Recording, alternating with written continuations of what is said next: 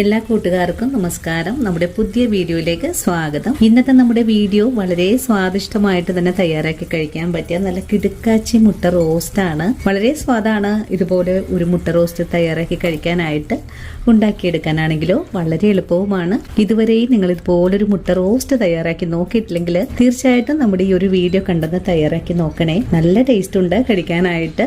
അതുപോലെ ഒരു പ്രത്യേക വെറൈറ്റി ടേസ്റ്റ് കൂടിയാണ് നമുക്കിത് കഴിക്കാനും പറ്റുന്നത്. അപ്പൊ നോക്കിയാലോ എങ്ങനെയാണ് വളരെ സ്വാദേറിയ മുട്ട റോസ്റ്റ് തയ്യാറാക്കി എടുക്കുന്നതെന്ന് നമ്മുടെ വീഡിയോയിൽ കൂടെ നമുക്ക് കണ്ടു നോക്കാം. വീഡിയോ കാണുമ്പോൾ നിങ്ങൾക്ക് ഇഷ്ടപ്പെടുവാണെങ്കിൽ തീർച്ചയായിട്ടും നിങ്ങളുടെ വിലയേറിയ ലൈക്കുകൾ തരാനും വീഡിയോ മറ്റുള്ള കൂട്ടുകാരിലേക്കൊന്ന് ഷെയർ ചെയ്ത് കൊടുക്കാനും മറക്കരുത് കേട്ടോ. അപ്പോൾ നമുക്കുടൻ തന്നെ നമ്മുടെ വീഡിയോ കാണാൻ പോയാലോ.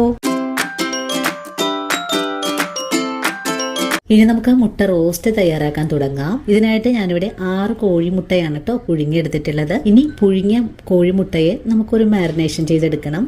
മുട്ട മാരിനേറ്റ് ചെയ്തെടുക്കുന്നതിനായിട്ട് 1/4 ടീസ്പൂൺ അളവിൽ കാശ്മീരി മുളക് പൊടിയും 1 നുള്ളു കുരുമുളക് പൊടിയും 1/4 ടീസ്പൂൺ അളവിലും കുറച്ചായിട്ട് മഞ്ഞൾപ്പൊടിയും എടുത്തിട്ടുണ്ട്. ഇനി നമുക്ക് ഈ പുഴുങ്ങിയ മുട്ട ഇതിലേക്കൊന്ന് ഇട്ട് കൊടുത്തതിന് ശേഷം ഒന്ന് കുഴച്ച് വെക്കാം.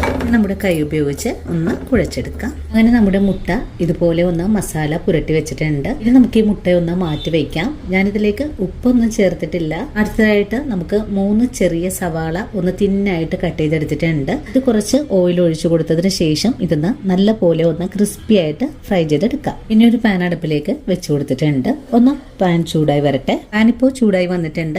ഈ ചൂടായ പാനിലേക്ക് 2 കറിയാമ്പൂ, ജാതിപത്രി ഇത്രയുള്ള ഒരു ചെറിയ പീസ്, 2 കഷ്ണം കറുവപ്പട്ട, 4 ഏലക്ക ഇതൊന്ന് ചൂടാക്കി ഒന്ന് പൊടിച്ച് എടുക്കണം. അപ്പോൾ നമുക്കിതൊന്ന് ഫ്രൈ ചെയ്തെടുക്കാം. ചെറുതായിട്ടൊന്ന് റോസ്റ്റ് ചെയ്തെടുത്താൽ മതിയാകും. ഓവറായിട്ട് നമ്മൾ മസാലകൾ ചേർക്കുന്നില്ല.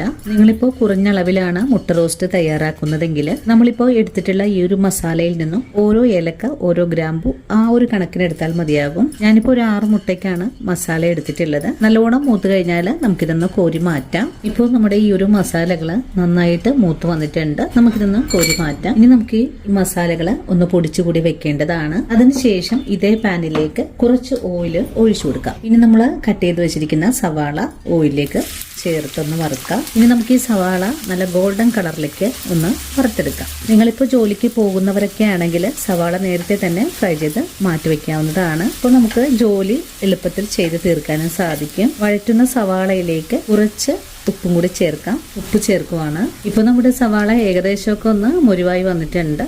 ഒന്നുകൂടെ നമുക്ക് നല്ല ക്രിസ്പി ആയിട്ട് തന്നെ മുരിഞ്ഞ് കിട്ടണം. നമുക്ക് ഈ സവാള ഒന്ന് പൊടിച്ചെടുക്കേണ്ടതാണ് കേട്ടോ. അതിനായിട്ട് നല്ലവണ്ണം തന്നെ ഒന്ന് മുരിച്ചെടുക്കാം. അങ്ങനെ നമ്മുടെ സവാള നല്ല ക്രിസ്പി ആയിട്ട് വന്നിട്ടുണ്ട്. നമുക്ക് ഈ സവാള എണ്ണയിൽ നിന്നും കോരി മാറ്റാം. അങ്ങനെ നമ്മുടെ സവാള ഞാനിവിടെ നല്ല ക്രിസ്പി ആയിട്ട് തന്നെ ഒന്ന് വറുത്തെടുത്തിട്ടുണ്ട്. വളരെ എളുപ്പത്തിലാണ് നമുക്കിത് വറുത്തെടുക്കാൻ സാധിച്ചിട്ടുള്ളത്. ഇനി നമുക്ക് ഈ സവാള ഒന്ന് മാറ്റി വയ്ക്കണം. മസാല പുരട്ടിയ മുട്ട നമുക്ക് എണ്ണയിലേക്കൊന്ന് ഫ്രൈ ചെയ്യാനൊക്കെ കൊടുക്കാം. മുട്ട ഒന്ന് നിരത്തിയിട്ട് കൊടുത്ത് ഒന്ന് ഫ്രൈ ചെയ്തെടുക്കാം. എല്ലാ പാകവും മുട്ട ഒന്ന് മുരിഞ്ഞു വരുമ്പോൾ നമുക്ക് എണ്ണയിൽ നിന്ന് കോരി മാറ്റാം. നിങ്ങൾക്കിപ്പോൾ ഇത്രയും എണ്ണ ആവശ്യമില്ലെങ്കിൽ ഇതിൽ നിന്നും കുറച്ച് എണ്ണ മാറ്റിയിട്ട് ചെയ്തെടുക്കാവുന്നതാണ്. മുട്ട മസാല എല്ലാം പിടിച്ച് ഒന്ന് മുരിഞ്ഞു വരുമ്പോഴേക്കും നമുക്ക് എണ്ണയിൽ നിന്നും കോരി മാറ്റാം. അങ്ങനെ മുട്ട ഞാനിവിടെ പൊരിച്ചെടുത്തിട്ടുണ്ട്. ഇനി നമുക്ക് ഈ മുട്ട ഒന്ന് മാറ്റി വയ്ക്കാം. ഇനി നമുക്കിതിലേക്ക് വേണ്ടത് ഒരു 15 ചെറിയ അല്ലി വെളുത്തുള്ളിയും ഇതുപോലെ ഒരു കഷ്ണം ഇഞ്ചിയുമാണ്. ഇത് നമുക്ക് നല്ലപോലെ ഒന്ന് ചതച്ചെടുത്തിട്ട് വരാം. ഇനി നമുക്ക് ഈ എണ്ണയിലേക്ക് ഇഞ്ചി വെളുത്തുള്ളി ചതച്ചത് ചേർക്കാം.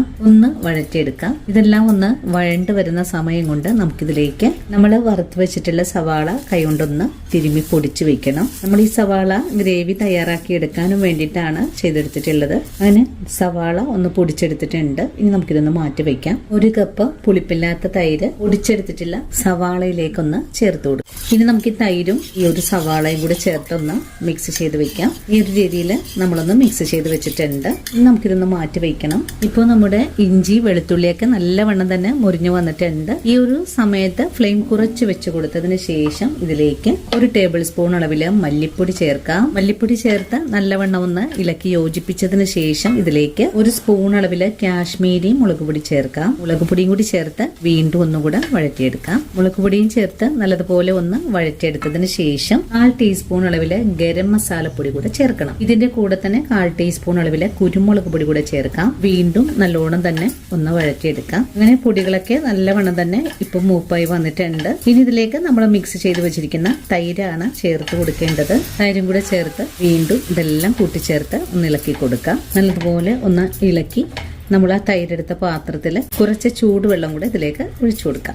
വെള്ളം കൂടി ഒഴിച്ചു കഴിഞ്ഞാൽ പിന്നെ ഒന്ന് ഫ്ലെയിം കൂട്ടി വെച്ച് കൊടുക്കാം. നല്ലവണ്ണം ഒന്ന് തിളച്ച് വരട്ടെ. ഈ സമയത്ത് നമ്മുടെ കറിക്ക് ആവശ്യത്തിനുള്ള ഉപ്പും കൂടി ചേർത്ത് കൊടുക്കണം. വീണ്ടും നല്ലതുപോലെ ഒന്ന് ഇളക്കി തിളപ്പിച്ചെടുക്കാം. ഇപ്പോൾ നമ്മുടെ ഗ്രേവി നല്ല പോലെ തന്നെ തിളച്ചുകൊണ്ടിരിക്കുകയാണ്. ഒന്നുകൂടെ തിളച്ചൊന്ന് കുറുകിയ പാകത്തിലേക്കായി വരണം. നമ്മുടെ കറിയുടെ ഒരു ടേസ്റ്റ് ഒന്ന് ബാലൻസ് ആക്കാനും വേണ്ടിയിട്ട് ഒരു 1/4 ടീസ്പൂൺ അളവിൽ പഞ്ചസാര ചേർക്കുന്നുണ്ട്. വീണ്ടും ഒന്നും കൂടെ ഇളക്കി കൊടുക്കാം. നല്ല കുറുകിയ പാകത്തിനാണ് ഗ്രേവി ആയി വന്നിട്ടുള്ളത്. നമ്മൾ തൈര് എടുക്കുമ്പോൾ ഒരു തരി പോലും പുളിപ്പില്ലാത്ത തൈര് വേണം എടുക്കാനായിട്ട്. ഇനി ഫ്രൈ ചെയ്ത് വെച്ചിരിക്കുന്ന മുട്ട ചേർക്കുവാണ്. മുട്ട ചേർത്ത് നല്ലവണ്ണം ഒന്ന് മിക്സ് ചെയ്തെടുക്കാം. നമ്മുടെ മസാല കൂടെ നമ്മൾ പൊടിച്ചത് ചേർക്കുന്നുണ്ട്. ഇപ്പോൾ നല്ലൊരു ഫ്ലേവർ ആണ് നമുക്ക് കിട്ടുന്നത്. ഇനി ഒന്ന് നല്ലതായിട്ട് ഇളക്കി യോജിപ്പിച്ചു കൊടുക്കാം. ഇനിയിപ്പോൾ നിങ്ങൾക്ക് ഇത്രയും ഗ്രേവി താല്പര്യമില്ലെങ്കിൽ ഒന്നും കൂടെ വറ്റിച്ചെടുക്കാവുന്നതാണ്. നമ്മുടെ ഈ ഒരു മുട്ട റോസ്റ്റിന്റെ ഗ്രേവി ഒന്ന് ചൂടാറി വരുമ്പോഴേക്കും നല്ല കട്ടിയായിട്ട് തന്നെ മാറുന്നതാണ്. അപ്പോൾ ഇന്നത്തെ നമ്മുടെ വീഡിയോ ഇത്രയിലോട്ടോ കൂട്ടുകാരെ. അങ്ങനെ നമ്മുടെ വളരെ സ്വാദിഷ്ടമായിട്ടുള്ള മുട്ട റോസ്റ്റ് ഇവിടെ റെഡി ആയിട്ടുണ്ട്.